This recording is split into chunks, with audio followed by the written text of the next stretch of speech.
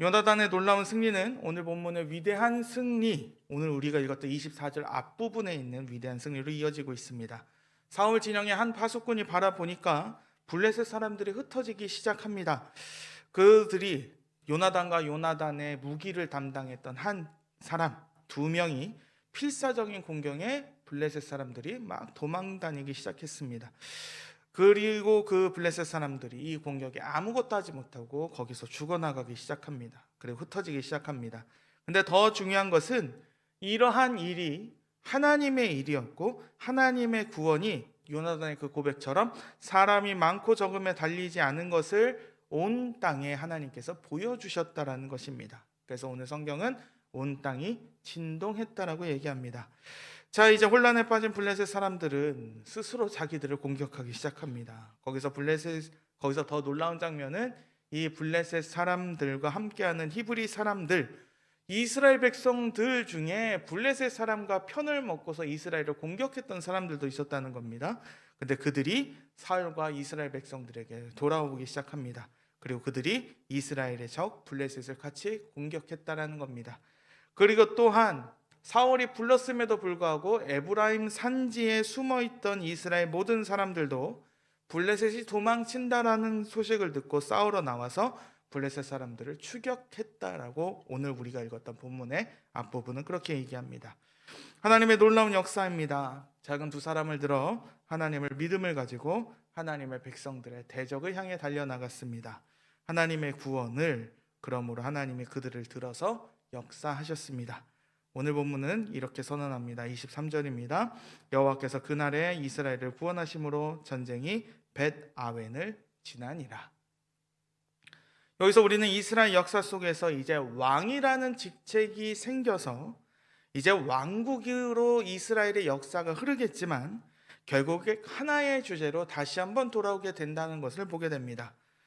우리의 진정한 왕은 이 세상의 권력자 한 사람을 말하지 않습니다. 심지어 민주주의도 우리의 영원한 주인이 되지 못합니다. 우리의 진정한 주인은 누구일까요? 지금도 살아계신 우리의 예배를 받으시는 온 우주에 가득한 하나님의 그 놀라운 하나님이 바로 우리의 하나님입니다. 그런 우리에게 구원을 베푸시는 분은 누굽니까? 인간의 능력과 인간의 재능도 아니라 지금도 그러한 일을 행하시는 진정한 구원을 주시는 우리 하나님 한 분밖에 없다라는 사실입니다. 자, 일단 이전의 최악의 상황은 지났습니다. 사람들이 다 흩어져서 이제 600명밖에 없었던 이 군대에 무기라고는 딱 2자루의 칼밖에 없었던 이 상황 속에서 이스라엘은 그들의 대적을 이겼습니다.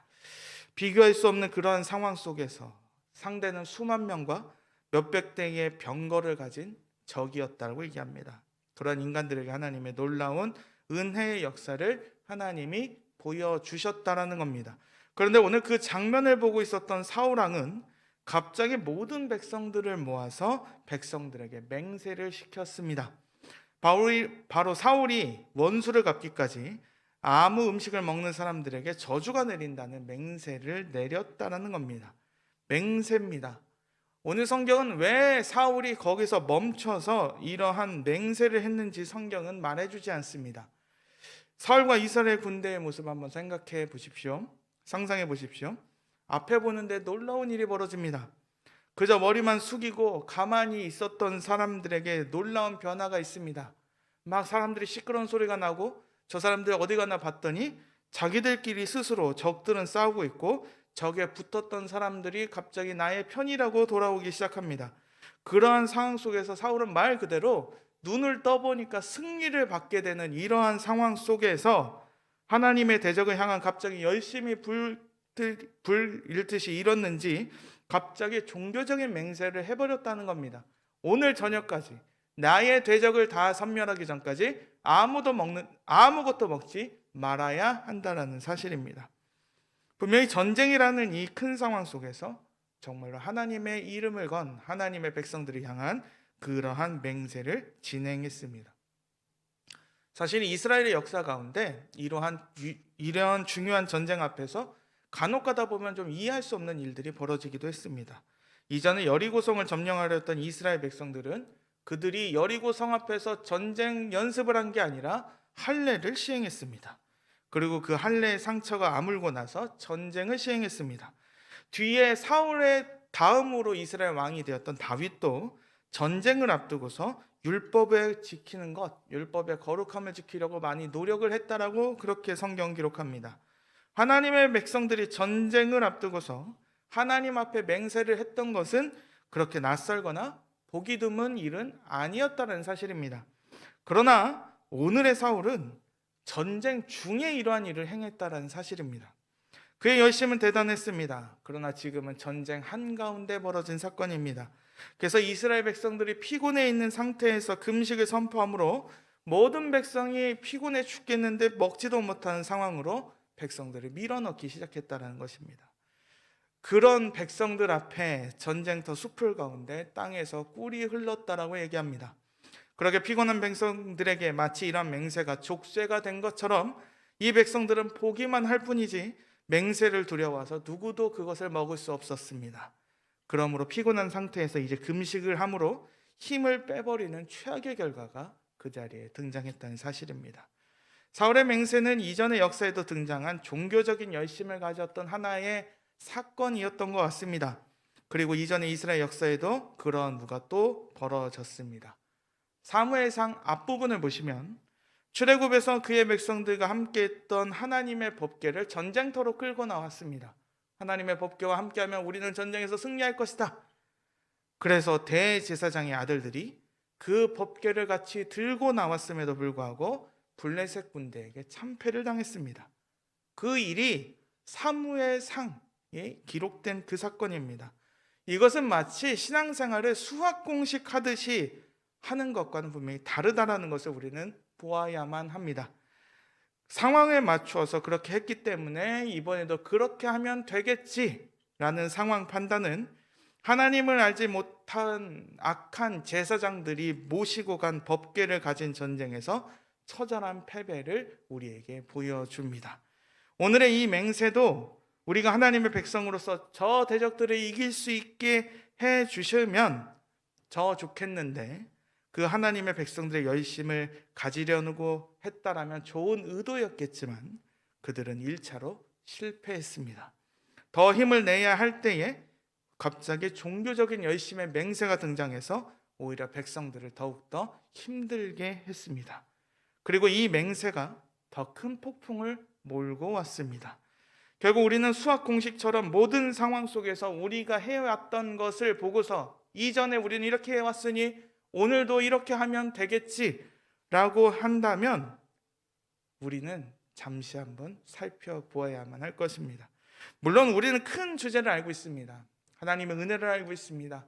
하나님이 나를 얼마나 사랑하는지 우리는 알고 있습니다. 그리고 그 하나님을 향해서 우리는 전심으로 헌신해야 하고 나의 모든 것을 드려야 하고 하나님을 사랑하고 내 형제, 내 이웃, 내 교회를 사랑해야 합니다. 그런데 가장 중요한 건 무엇일까요?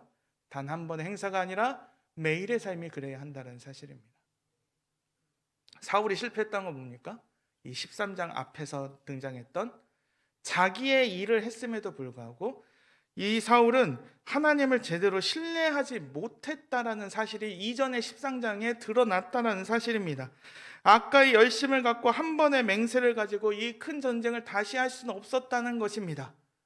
사울은 13장에서 그렇게 실패를 했고 오늘은 그것을 만회하고자 했는지 갑자기 하나님의 은혜 가운데서 자기의 열심을 드러내는 헛된 맹세를 해버렸다는 사실입니다.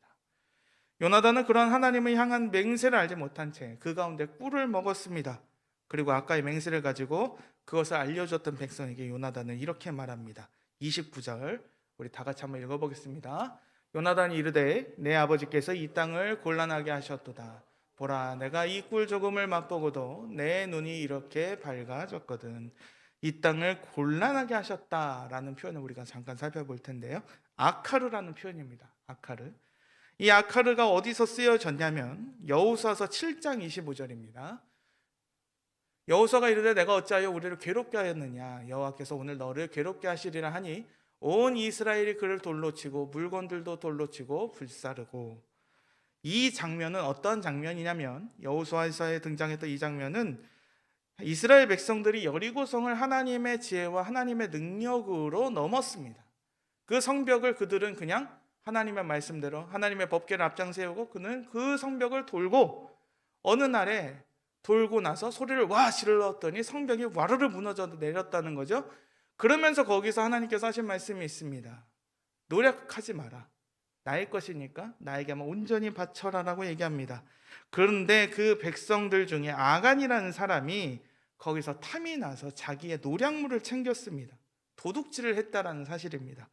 그래서 하나님은 이 모든 것이 하나님을 알고 노력하지 말아야 할 것을 인간이 훔쳤기 때문에 나중에 이스라엘 백성들이 여리고보다 한참 작았던 아이성을 공격할 때 처참한 실패를 주셨습니다.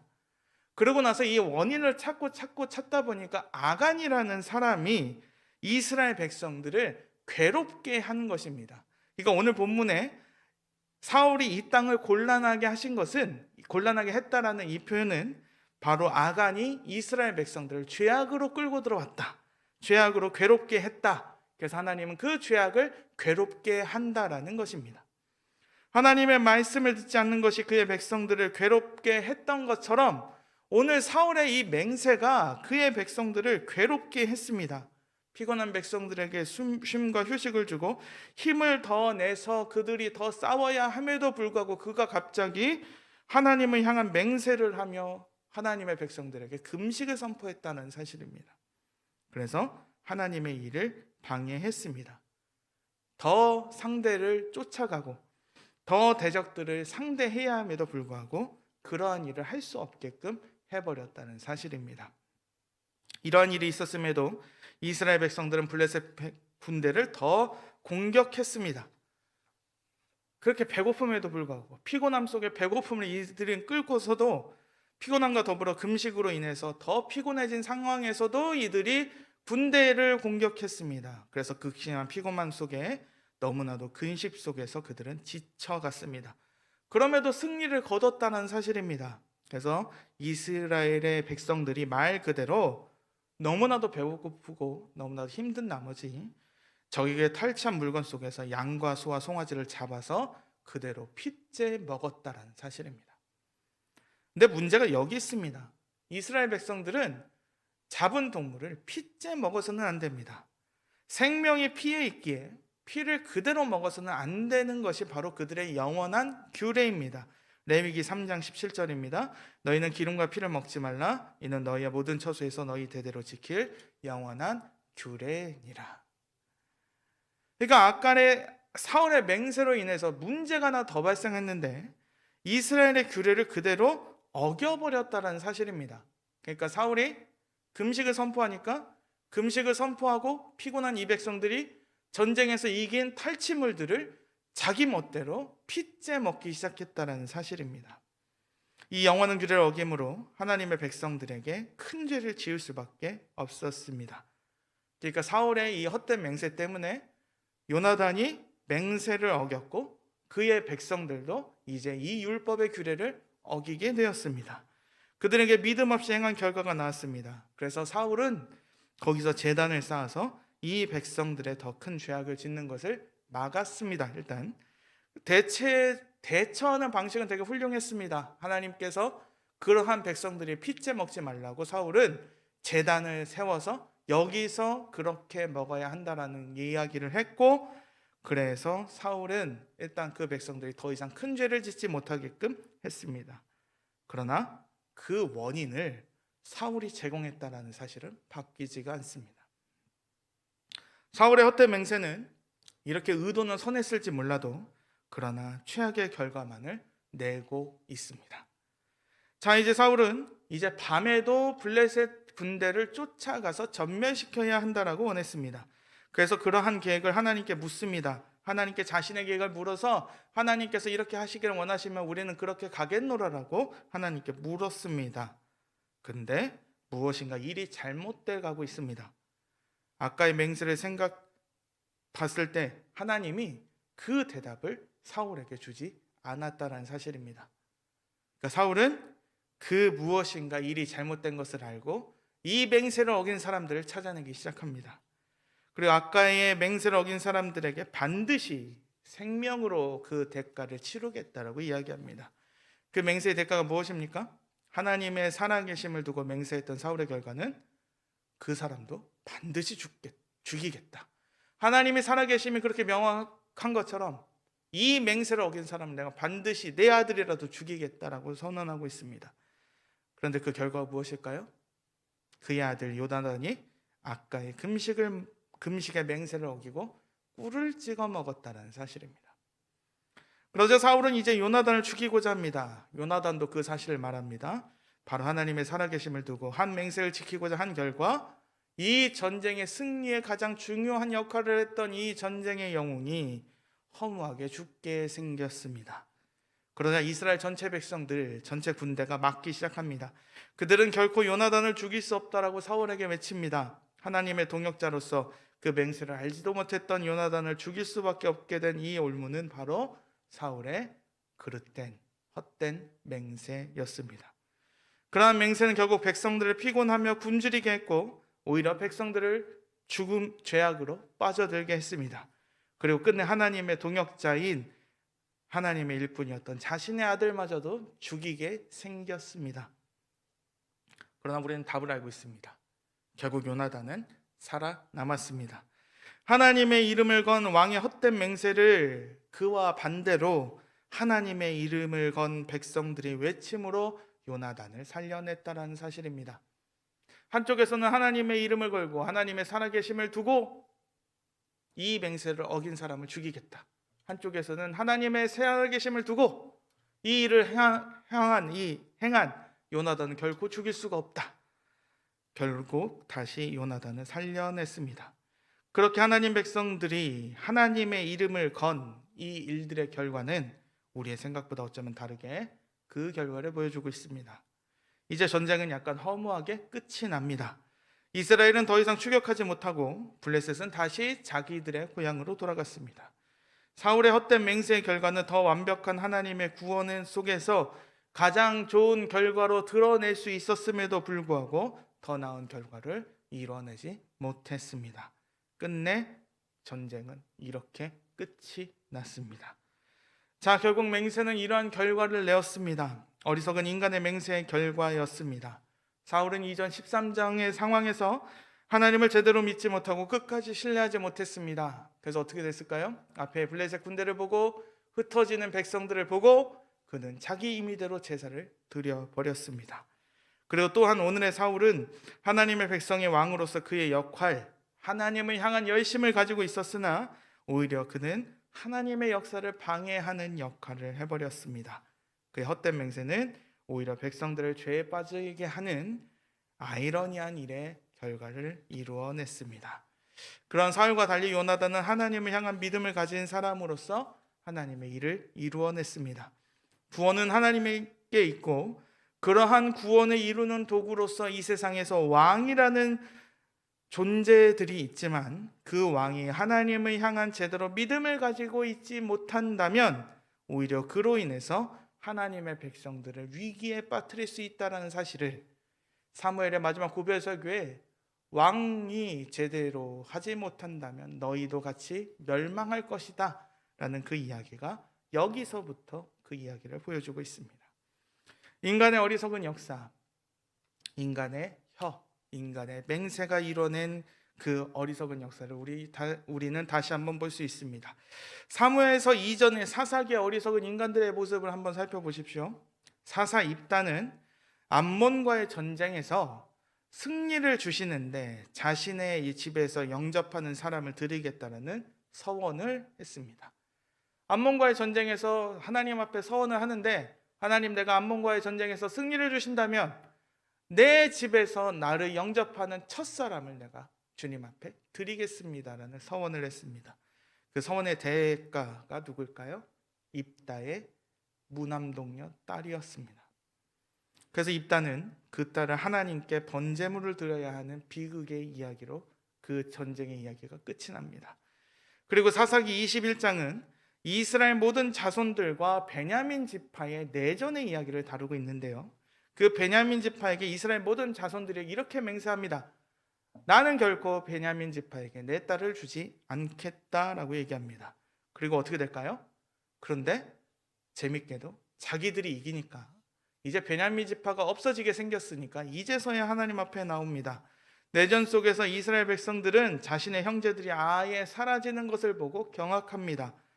그런데 문제는 남은 600명의 사람이 남았는데 자기들의 맹세가 다시 한번 그 올무로 꿰고 있다는 사실입니다. 남자만 600명이 살아남았는데 종족을 이으려면 누군가는 딸을 줘야 되는데 자기들이 아까 그렇게 맹세했습니다. 나는 결코 베냐민 자손에게 딸을 주지 않겠노라. 그래서 어떻게 됐을까요? 다시 살아남았던 베냐민 지파가 신복감들을 납치하는 이상한 악의 연속을 보여주고 있는 것이 바로 사사기의 이야기입니다. 그렇게 하나님의 백성들은 심지어 맹세로 하나님의 이름을 더럽히고 죄악을 벌이는 일을 해버립니다. 그리고 오늘 우리는 사울이 그러한 일을 다시 한번 행하고 있다는 사실을 보여줍니다. 우리는 의도를 중요하게 여깁니다. 결과가 그렇게 중요하지 않더라도, 그 과정이 우리의 모습과는 약간 다를지라도 우리의 의도가 좋았다면 우리는 감동할 수도 있을 것 같습니다. 그런데 그것은 인간들 사이의 일입니다. 하나님과 그의 백성을 섬기는 일에는 그 동기도 중요하고 과정도 중요하고 결과마저도 하나님 손에 맡겨드려야만 합니다. 우리는 하나님과 우리의 차이를 정확하게 알고 있어야만 합니다. 그래서 우리는 맹세를 하는 것도, 우리가 하나님 앞에 헌신을 하겠다는 것도, 우리가 하나님 앞에서 무엇인가 서원을 하겠다는 그것도 우리는 조심해야 하고 그 동기와 과정과 결과도 주님 앞에서 겸손해야 합니다. 그래서 10계명 중 제3계명은 뭐라고 얘기합니까?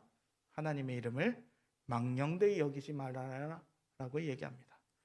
모든 것이 하나님의 이름을 걸고서 하나님의 향한 열망을 가지고 행했다라면 그 과정도 신중해야 하며 우리는 이것을 감사해야 하고 열망을 가지고 최선을 다해야 합니다. 그저 좋은 것이 좋은 것이다, 내가 하나님을 향해서 이렇게 했는데 그게 안 됐다, 그것은 오히려 하나님과 우리 사이, 그리고 하나님의 백성과 하나님의 백성 사이를 더 불행하게 할 수도 있겠다는 사실입니다. 그렇기 때문에 우리는 우리의 모든 언어, 말과 마음 모두 우리에게 행하는 일을 조심해야 합니다. 그렇게 우리는 늘 하나님과 동행해야 합니다. 갑자기 하나의 퍼포먼스로서 내가 이것을 함으로써 하나님을 감동시킨다는 이야기는 우상숭배도 그렇게 할 수 있는 일입니다. 우리는 늘 하나님과 동행하며 더 깊은 관계로 하나님의 뜻이 나의 삶 속에서 이루어지기를 소망해야 합니다. 그렇게 우리는 말씀을 가지고 분별해야 하며 그 말씀을 붙들고 우리는 기도해야 합니다. 그리고 우리는 순종하며 매일매일을 나아가야 합니다. 그렇기 때문에 우리는 잘 알아야 하고 더욱 잘 믿어야 하고 담대하게 온전히 순전한 마음으로 순종의 길을 따라가야만 합니다. 오늘의 사울은 이스라엘의 왕이었습니다. 근데 이 왕의 맹세는 한 개인의 맹세보다 큰 맹세였지만 자기 스스로도 해결하지 못한 어리석은 맹세였습니다. 그러나 진정한 왕이신 하나님은 맹세하신 그대로 이루시는 진정한 우리의 왕으로 계시는 분입니다. 그 하나님의 부르심과 은혜는 바로 하나님이 맹세하시고 하나님이 언약하신 그것을 신실하게 이루신 일의 결과입니다. 그러한 일이 우리 안에 있을 때에 우리는 하나님의 구원 속에서 우리는 진정한 하나님의 청지기로서 우리에게 맡겨진 일을 잘 감당하시면서 더욱더 하나님의 놀라운 일이 우리 가운데 있었으면 좋겠습니다. 그런 우리의 사명을 이루어 가시는데 그 안에서 믿음으로 승리하시는 우리 귀한 성도님들과 제가 되었으면 좋겠습니다.